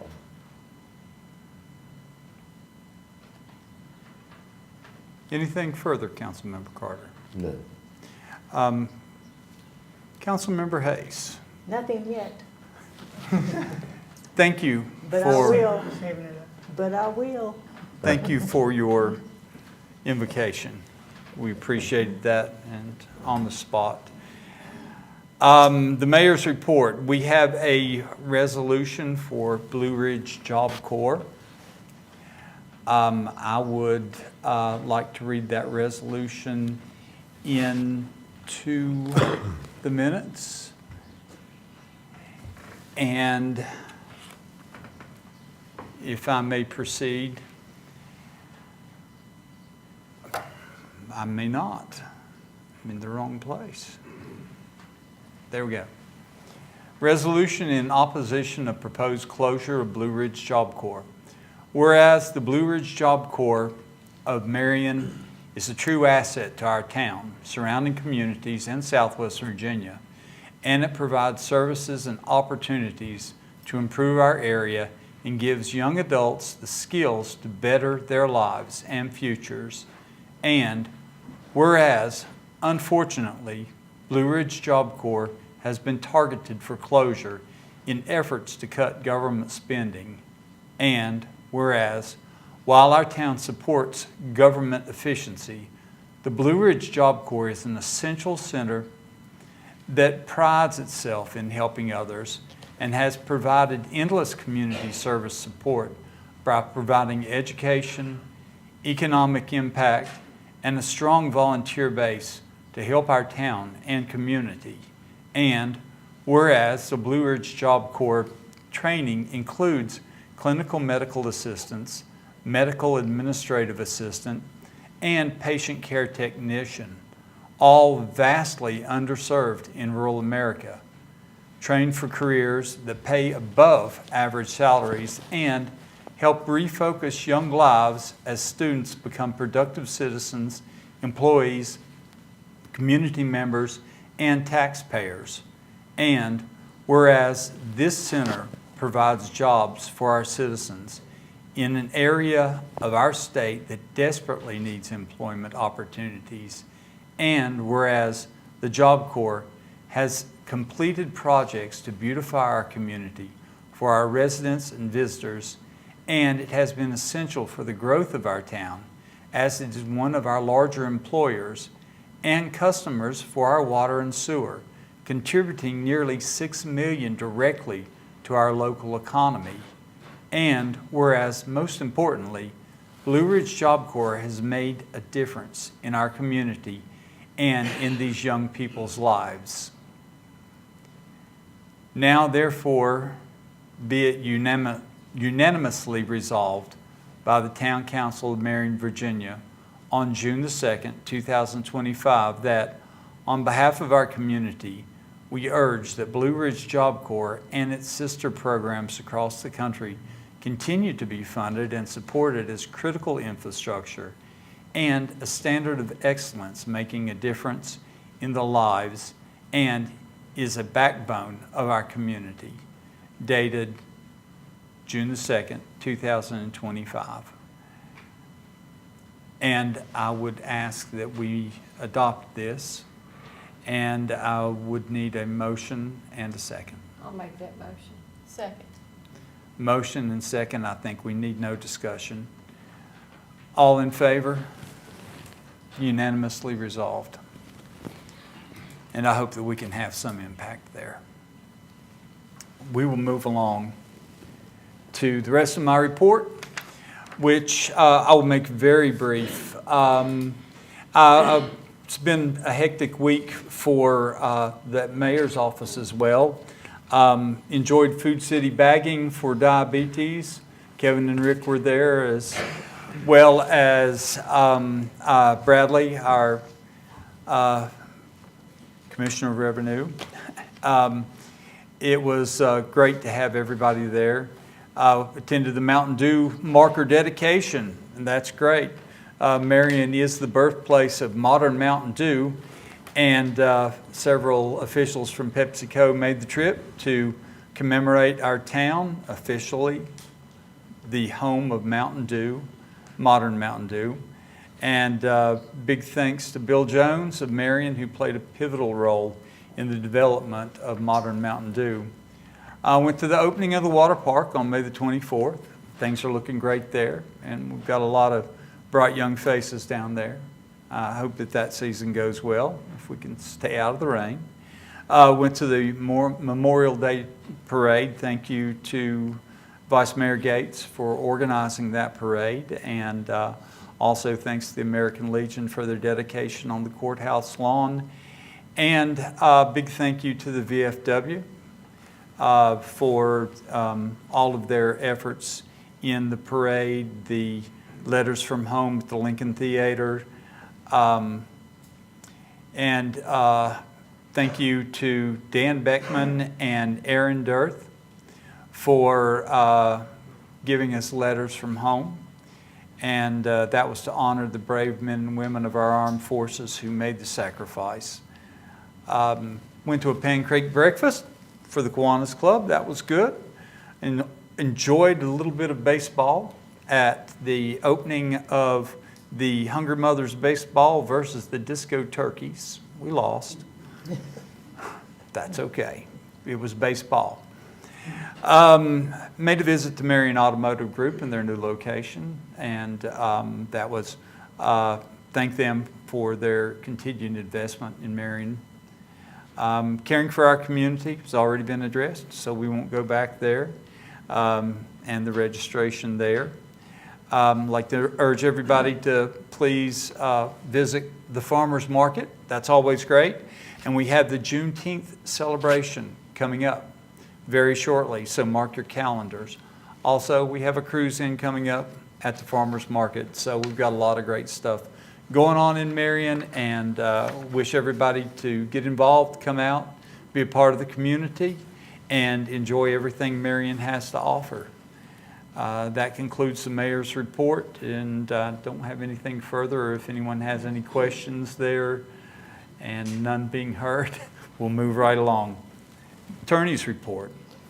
So for council's information, livestock means any cattle, sheep, swine, goats, horses, mules, or other equines. With regards to service animals, they're generally referred to as service dogs. They have to be able to do one or more tasks for the individual's disability. Companion animal, dog or cat, provides emotional support. Livestock does not. That's all. Oh, one more thing. So the Marion Noon Rotary and the Marion Morning Rotary are sponsoring Build a Bed or Build Beds. I believe that's going to take place on the 25th of this month. There are signs up that can provide information. I'm not certain of the location, but that is families that do not have beds for children, they can put their request in and beds will be made. Is that a work day? That's a work date. Beds, yes. Very good effort. Is that it, Mark? That's it. Mark, thank you very much for your report, and thank you for being involved in the building beds. Very good effort on the part of the Rotary clubs. Staff reports. Cindy Stanley. No reports, sir. Moving on, we have Chief Clare listed on our report tonight, but I'm sure either Rick Billings or Kevin Testerman can fill his position and give us any information, or both of you. There we go. As the mayor said, we went to Food City, did, they call it the celebrity bagging. We had myself, Lieutenant Testerman, Officer Haga, and our newest officer, Officer Travis Blevins. And then, of course, the mayor and that. Seemed to be a big hit. The mayor got a big cup full of money, so I think he was the winner as far as getting donations. I didn't get to keep it. Yeah, and he even gave it to the person he was supposed to, so he did. We just had an officer Thursday graduate the academy. She is actually finishing up her first tour of duty, or she just, about an hour ago, finished up her first shift. So I believe she's going to do really well. And then Travis Blevins actually started Friday and had his first full day today, which was a success. Director of the academy made a phone call. He had one more thing that he needed to do to get started, and he finished that up today. So everything's good there. He's good to go. We would like, I'm sure, I'll speak for Kevin, to thank Chief Clare if he watches the thing or whatever for what he did for us. He was really good for the department. He will be missed, but we're looking forward to continuing on and getting back to business. So as soon as we can get some appointment, regardless of who it is, structure and everything that we need to move forward. Kevin, could you grab something for me? I was hoping that Chief Clare would be here. And one honor we have not given him as of yet is the key to the city. So if you will give this to the chief with our regards and tell him he's always got a home here. Yes, sir. He's got the key, and if he can find the lock. It's a big lock. Just a big lock. Are we fully staffed down? We are not. We're not? How many are we short? Well, Chief Clare leaving and Officer Morgan retiring, we couple short. We'll be two down. Two down. We've got another one that's possibly retiring, so. We Okay. plan with, of course, with your permission to, as soon as we get the chief's position filled, to start hiring, start the process and get a couple more. The next academy starts in late October, early November, so we hope that we can get at least two in that academy. We've got good applications coming in already, just Good. in advertising. Good. It's great. Thank you, guys. Yeah, thank you, fellas. Thank you so much. And moving along, we have Chief Ham. Thank you, Mr. Mayor. Ladies and gentlemen of council. Thank you, sir. Can we talk about this weekend? This past weekend, I don't know if everybody got to see my email or not, but we at Marion Fire EMS, the team responded to 31 calls this weekend. And man, they were gangbusters. They were out there, they were being professionals. And I say it every time I'm up here, but you have a great group of men and women down there that is working for this council and this community that sits behind me. I can't say enough good things about them. As far as staff updates go, we had 3 of our team members complete Level 3 EVOC this past weekend. We also had an EVOC class going on in town while all those calls were going off. Level 3, of course, is the highest level you can get through the Virginia Department of Fire Programs, and that enables those folks to drive the bigger fire engines and the quints and the tankers and things of that nature. We also have some of our team members tonight that are in rural retreat, assisting the rural retreat fire department with a mutual aid standby. Rural retreat fire department unfortunately lost one of their members, and that service is tonight. So I would ask that the council and the community remember our brothers and sisters at rural retreat in their thoughts and prayers.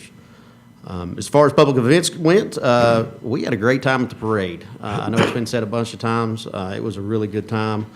We also had a really good time with the celebrity bagging for the juvenile diabetes at the Food City last week. We're gearing up for our June events. On June the 20th, we're going to be attending and participating in the, I believe it's entitled the Five Bridges Wellness Fair out at Hungry Mother State Park. And on the 21st, the following day, we're going to be part of the Public Safety Day at Walmart here in Marion from 10 to 2, along with the men and women from the police department.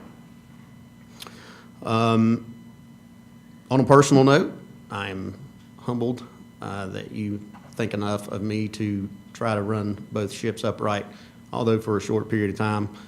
Thank you very much for that consideration.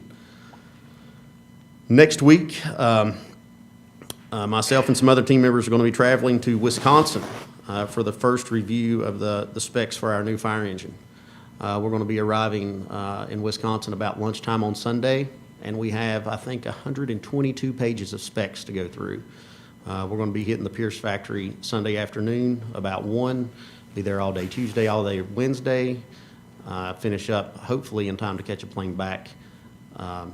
Let's see, Sunday, Monday, Tuesday, finish up Wednesday, hopefully, and catch a plane back to get back home. So that's really all that I have right now. If you guys have any questions, I'll be more than happy to entertain them right now. Thank you, Rusty. Councilman Russell, yes. Thank you. Thank you very much. Yep, thank you all. Appreciate you, everything you do in your department. Ken Heath and Economic Development continue to do well, and Ken has been really working from home and has been at a couple of events in a couple of places. So he's continuing to mend, and kudos to him for everything he's doing for us from afar. Todd Long, Zoning and Property Maintenance.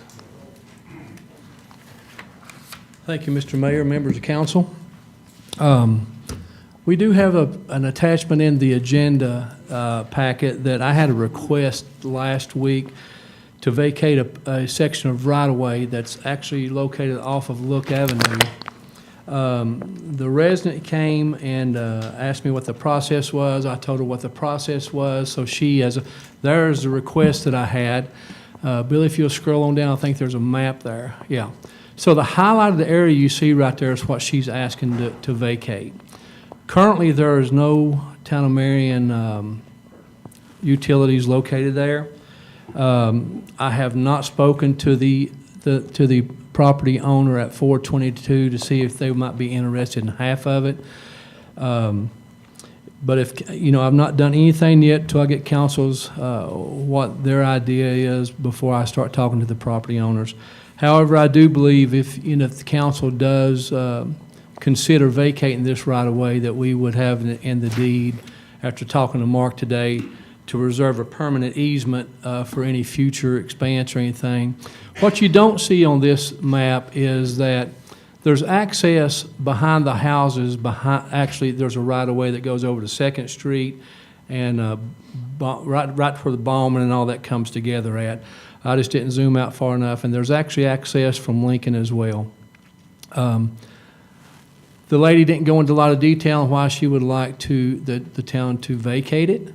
I've not done any calculations on the square footage and what the estimated cost would be for one person or the neighbors. I wanted to see what council felt like first before I started diving into that section of it. I'd like to know what you're going to do with it. I don't know. Say, I mean, vacate means for basically us to give it up, so. Except for the easement, which Mark. I do know that. that Because we whenever she probably talked to me on the phone, she did say that maybe some construction work or something was going on maybe at the house below them. I'm not real sure. And the guys with the bigger, larger trucks was coming down through there. And she said once it gets off there pretty good ways, it kind of drops off, and they was kind of tearing it up. And I don't know if they was getting over her yard. I didn't get into a lot of detail with it. But now that she submitted the request formally, I was going to bring it to council and see what council felt like to do in that situation. Are there any water lines or? Currently, there's no water line or sewer line. There's sewer line that runs up the rear of those properties there, and her lateral actually runs off of a manhole that's located in the right-of-way that's actually behind there. So in between those two houses, there's a sewer line? But yes, between Look and Lincoln, that little right-of-way area through there that you see, there's sewer line back there, yes. But not nothing on in that the green. property. There's nothing in that green highlight. Nothing in the green highlighted area. Okay. That would be my major concern as to exactly what she was gonna do with it. She can't build on it or anything. Is Can that she? large enough to build on? Yeah, I think it would be big enough to build on, but. It looks to be as big as the rest of them. But Really? but here's the issue, though. If council does consider the vacation of it, we would make sure that in the deed, we would have a permanent easement for future development for water and sewer, any kind of utility. Oh, yeah. So- We would want to specify where that easement would be, and if we had it in the middle, then that. She couldn't build She on it. couldn't build over it. Yeah, and I don't, I don't know if we would, I mean, Tony's the public works guy. I don't think we would want to ruin the piece of property by putting it in the middle if we didn't have to. I mean, I would try to stay to one side or the other. We own the easement between the lot 421 and 503, Yes. so we would have access that way. So wouldn't that open up those people wanting that easement? And Could. that would give us, I mean, if we gave her that easement, wouldn't it, say, We well, might- 503 and 421, they're like, I want that easement? You've got, Tricia, if you look at it, you've also, You could end up being landlocked. Yeah. We Yeah. also Here's Second Street. Mhm. I just didn't zoom out enough. This is a right-of-way that runs all the way behind here as well, and Yeah. it continues on down to where Ballman and Virginia and all that come Okay. together. Okay. So it's actually, when the town was laid out, this was actually designed to be streets, intersections, and so forth and so on. I've been here for as long as this was laid out, we've never utilized that. But you can get to that strip. Yes, you Up can through get, there. here's Second Street that's paved, it's a town street. You can come down through there, and it actually comes down to Virginia, Okay. down this way. And of course, all this is still there But too. none of that's developed. None of it's developed. So technically, if 421 and 503 wanted that land as well, you could give it to them, correct? Well, no, we can't give it to them. They- no. I mean, that you could sell it. they could request the council to vacate it if Right. that's what they For wanted fair to do. market value. Yes. Fair market value, yeah, that's it. And I'm not started in that yet till I've seen what council's wishes was on this. I just want to know about Tony and Billy. What, y'all got any opinion? I'd be more curious as to what they want to do with it, I guess. That's my only compunction And is, she's what right. are they gonna do with it?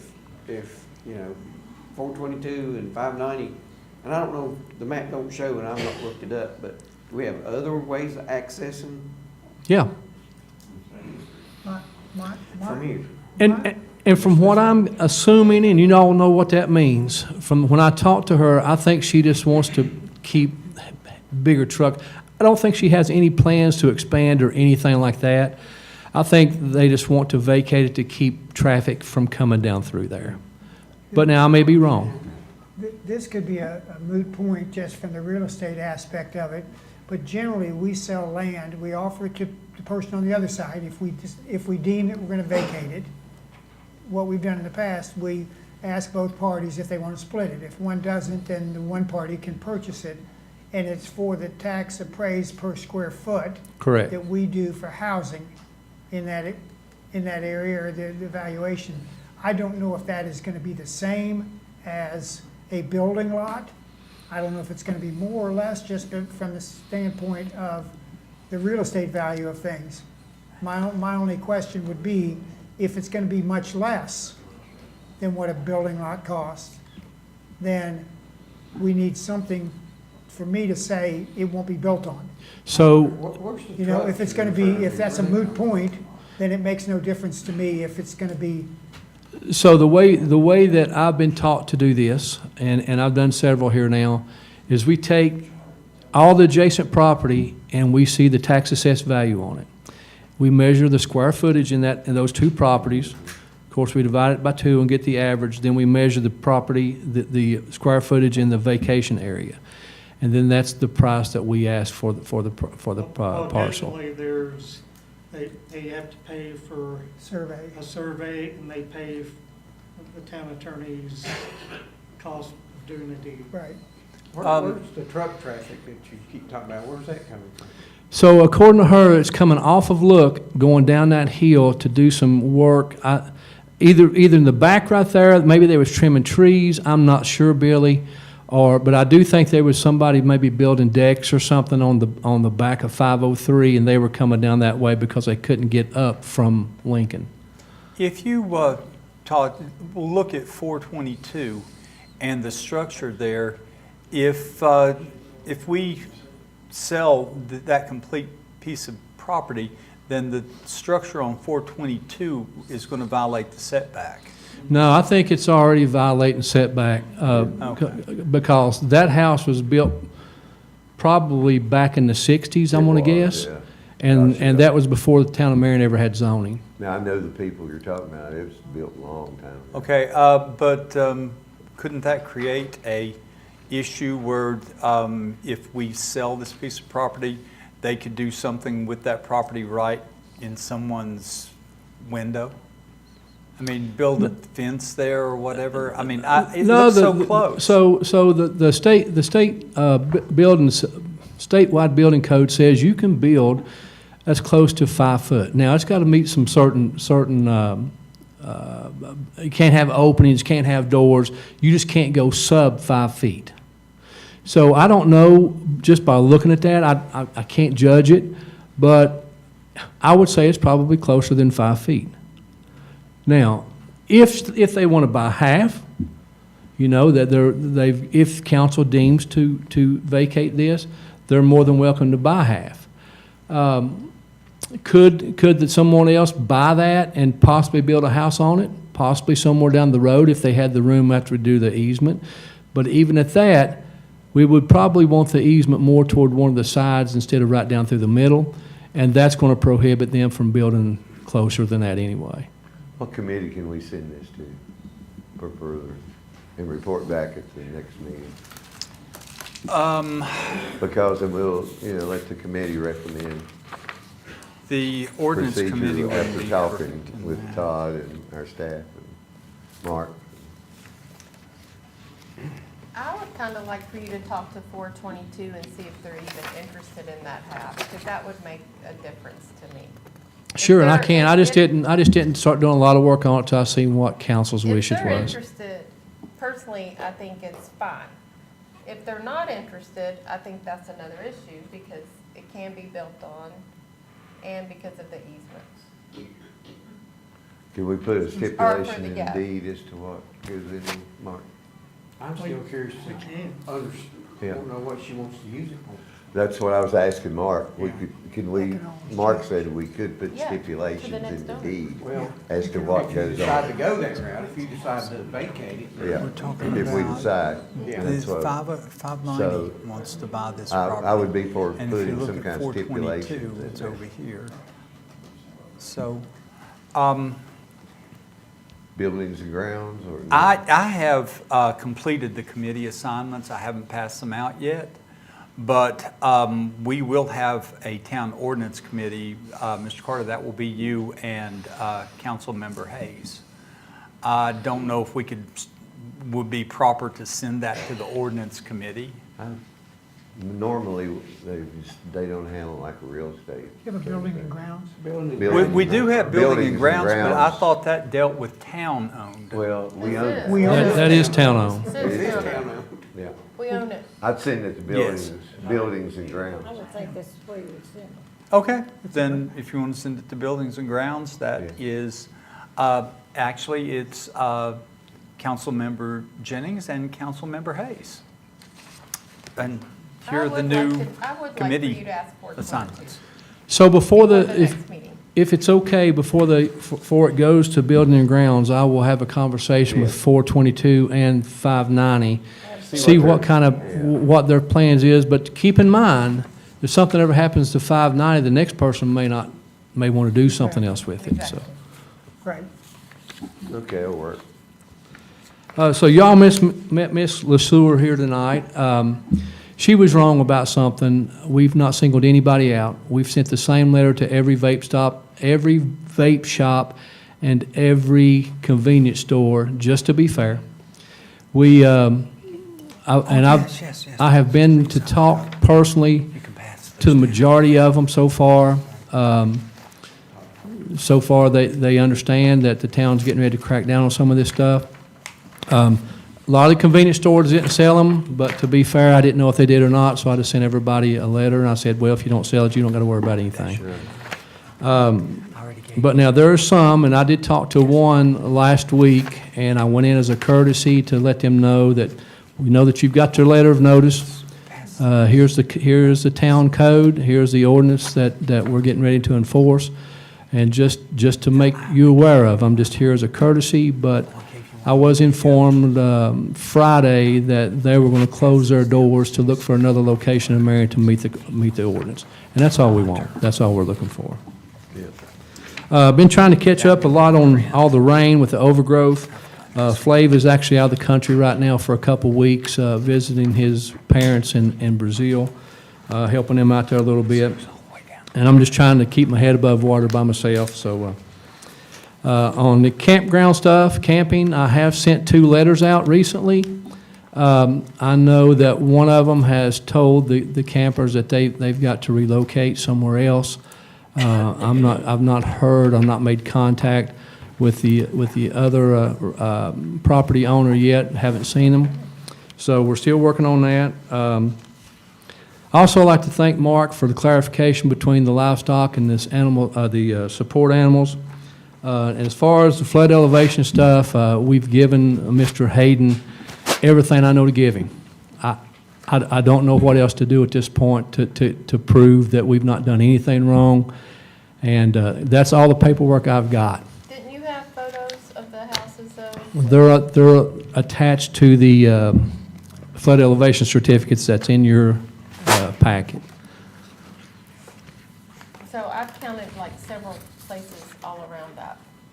There's 7 vents on it, plus a door, and that's what added up to be the openings that was required for the enclosure area. Only thing I'd ask about there's a couple, they let the grass grow that high, pretty much. Okay, And so- they mowed it, and it looks like hay, so to me, I just shouldn't leave, if we're not gonna clean it up. So And let me one- say this, one Mr. is Carter. right- To my knowledge, EDA did hire a company to maintain. So the EDA did hire someone, we've talked to But I them mean, I'm twice. talking about in the town, not Oh, in the out. town. There's one that borders our, coming into town there, they let it go and it looks awful.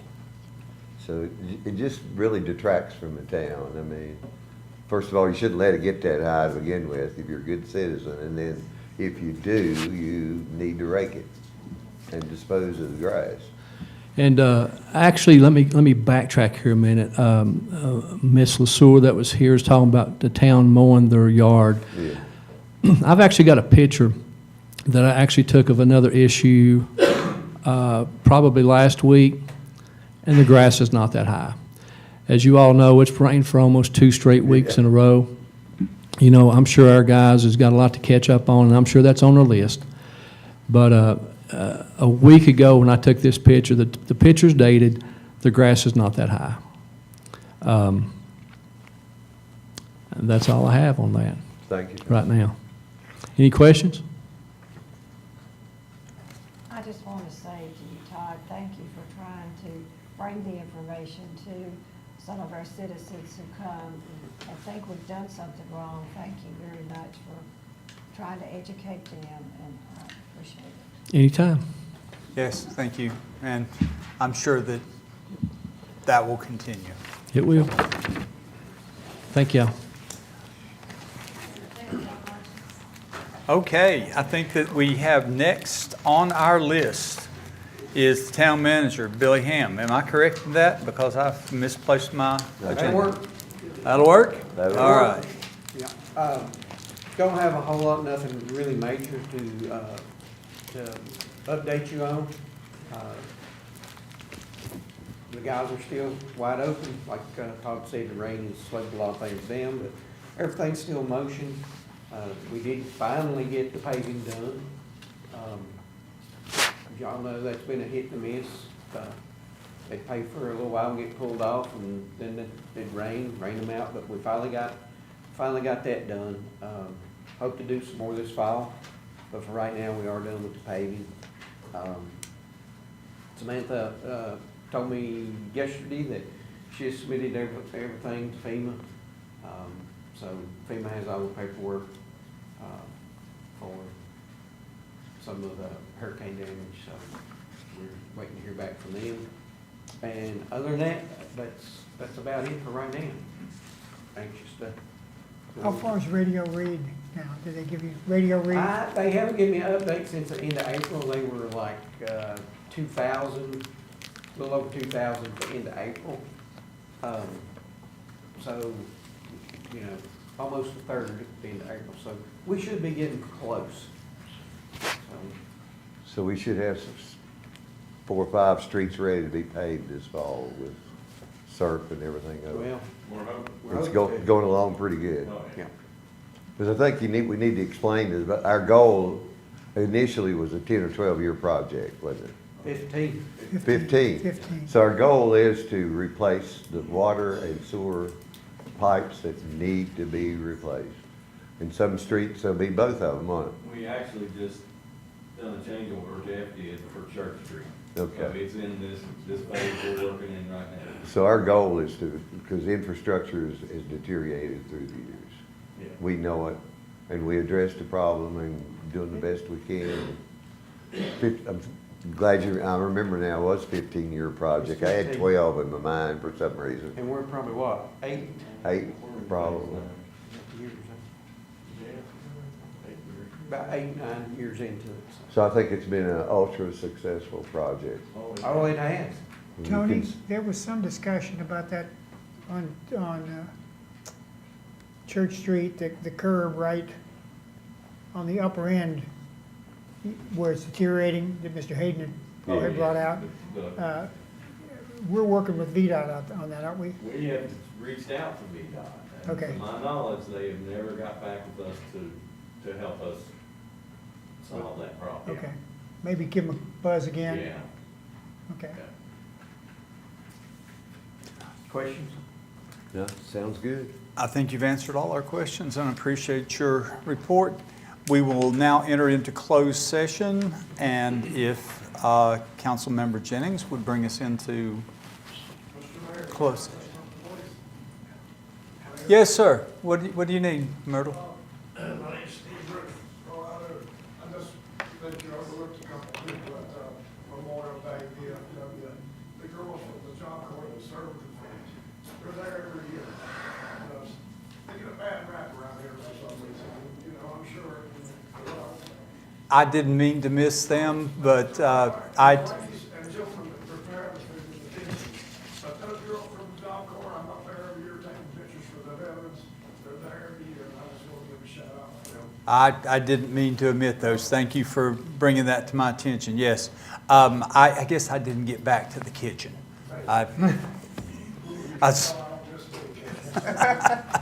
Thank you, Myrtle. I appreciate it. Yeah, I didn't need it. We'll go on into closed session then. I make a motion, we go into closed session to discuss 2 possible issues. One, real estate is allowed under State Code 2.23711A3, and a legal issue as allowed under State Code 2.23711A8. I second that. Motion and second. Any discussion? All in favor? We'll take a 5-minute break. Remember to take your microphone off.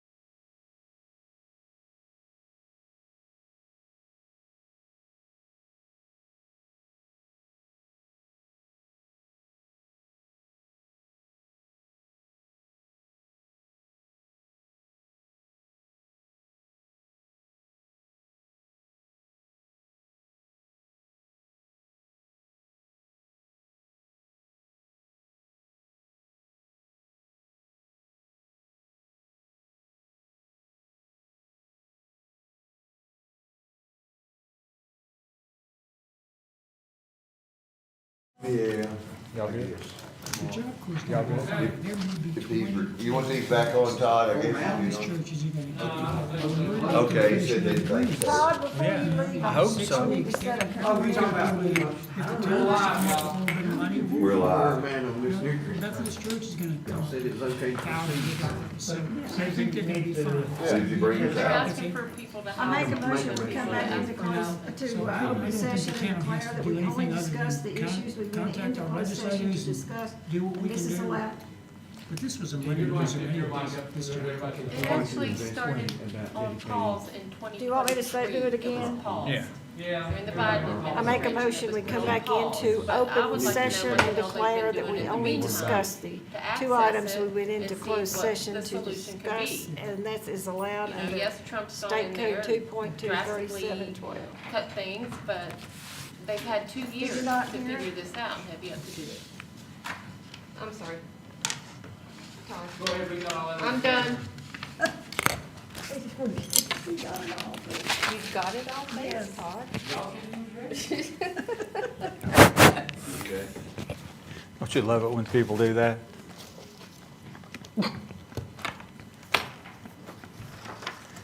Are we done? Because I have a question. No, we're not. We need to go out of closed session. Well, we just did. Didn't You did it, no, you took. I'll second it. No, okay, and I agree, yes, God almighty. You have to poll us? yes, yes. Yes, the answer is yes. Yes. Yes. Yes. Yes. I have a question. In the past, you've never had to poll us when we came No. out. Why is that now? You have been polled. Not to come out of closed session, you've Yes. never had to poll us. Yeah. Not Yeah. in years past. Yeah, we have. No, I don't think we have You either. have, you took the have to vote. I would like, Yeah, if you're going to have to vote individually.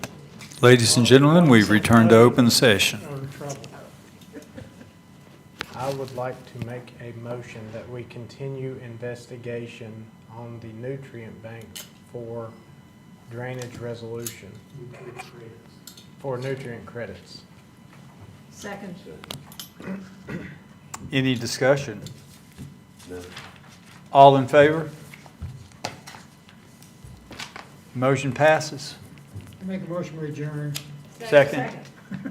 Todd, we need to talk. All in favor? Oh, sorry.